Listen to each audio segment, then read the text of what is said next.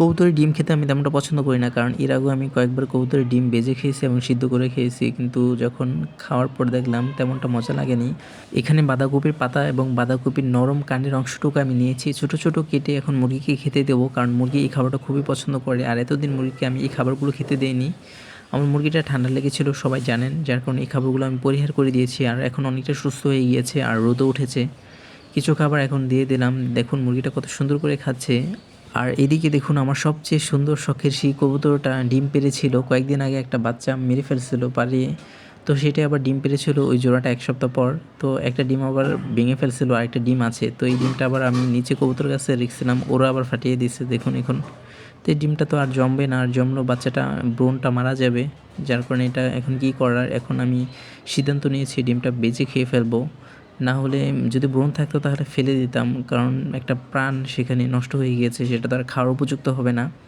তো এখন এই ডিমের অংশটুকু বের করে তারপর ডিমের সুলকাটা এটা গ্রিট হিসাবে শুকিয়ে পরবর্তীতে মুরগি অথবা কবুতরকে খেতে দেবো। তো এই ডিমটার মধ্যে বালু ছিল অনেক, আমি তারপরে ভালোভাবে পানি দিয়ে পরিষ্কার করে এখন আনছি এখানে ভিডিও করার জন্য। আর দেখুন এক হাতে যেহেতু ক্যামেরা আর অন্য হাতে চামিচ, যার কারণে ভালোভাবে ভাঙতে পারছিলাম না এবং আস্তে ধীরে ডিমটা ভাঙতে হচ্ছিল, কারণ জোরে যদি চামিচ দিয়ে বাড়াইতাম দিতাম তাহলে ছিটকে পড়ে যেত।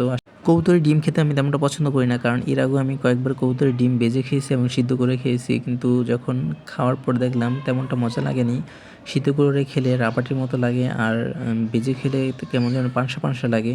তো এবারও ইচ্ছা ছিল না খাওয়ার জন্য, কী করা, না খেলে তো নষ্ট হয়ে যাবে। যার কারণে একটা ডিম আমি ভেঙে তারপরে অল্প একটু লবণ দিয়ে এবং সরিষা তেল দিয়ে ভেজে নেব। তো দেখুন এই ডিমটা পুরো অংশটুকু বের করছি। তো এখানে সাদা সাদা কিসের মতো জানি দেখা যাচ্ছে, আমার মনে হচ্ছে এখান থেকে ভ্রূণ জন্মাতো। আমি শিওর না এখান থেকে ভ্রূণ জন্মাতো কি না, আন্দাজে বললাম।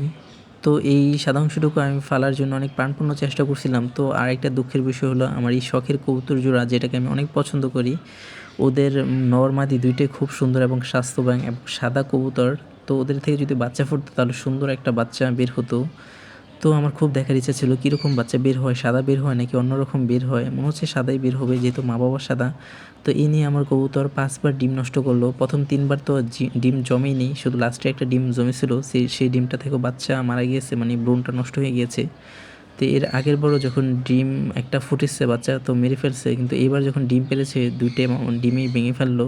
একটা ভেঙে ফেললো ওরা, আরেকটা ভেঙে ফেললো, আরেক জোড়া নিচে রাখছিলাম, তো ওরা মারামারি করে। তো এখন দেখুন এই ডিমের মধ্যে আমি কিছু লবণ দিয়ে তারপর এই সরষের তেলটা ঢেলে নিচ্ছি। ভালোভাবে সরষের তেলটা গরম হলে যখন ডিমটা দিব তখন ডিমটা ফুলে উঠবে, না হলে গরম অবস্থায় যদি না দিই তাহলে ডিমটা কিন্তু সহজে ফুলে উঠবে না। আমি সবসময় যখন ডিম ভাজি তখন একটু তেলের পরিমাণটা বাড়িয়ে দেই, আর তেলটা যখন একদম গরম হয়ে তাপ বের হয়, ধোঁয়া বের হয়, তখন ডিমটা ঢেলে দিই, তারপর দেখি একদম বলের মতো ফুলে ওঠে। তো এরকমভাবে ডিম খেলে খুবই মজা লাগে। আর ডিমের মধ্যে আমি পেঁয়াজ, ধনেপাতা এবং কাঁচামরিচ এসব দিয়ে ডিম ভাজা খেতে একদম পছন্দ করি না, আমার এভাবেই মজা লাগে শুধু তেলের সাথে ডিমটা। তো ভালোভাবে ডিমটা ভেজে নিচ্ছি, দেখুন কত সুন্দর একটা কালার আসছে। এই ফার্স্ট টাইম কবুতরের ডিম এত মজা লাগলো আমার কাছে, এর আগে আমি খেয়েছি, আমার কাছে একটু ভালো লাগেনি। তো এখন ডিমটা কত মজা লাগছে, আর গরম গরম যেহেতু সরিষা তেল দিয়ে ভাজছি তার যার কারণে বেশি মজা লাগছে। তো সবাই এরকমভাবে ট্রাই করে দেখতে পারেন। আমার ভিডিওটা আজকে এই পর্যন্তই, সবাই ভালো থাকবেন। আর যদি ভালো লেগে থাকে তাহলে একটা লাইক, কমেন্ট আর শেয়ার করতে বলবেন না। আর আপনারা যারা ইউটিউবে কাজ করেন তারা আমাকে বলবেন যে আমি এরকম ভিডিও করি, এতটুকু বললেই হবে, যে বন্ধু হলাম এসব বলতে হবে না।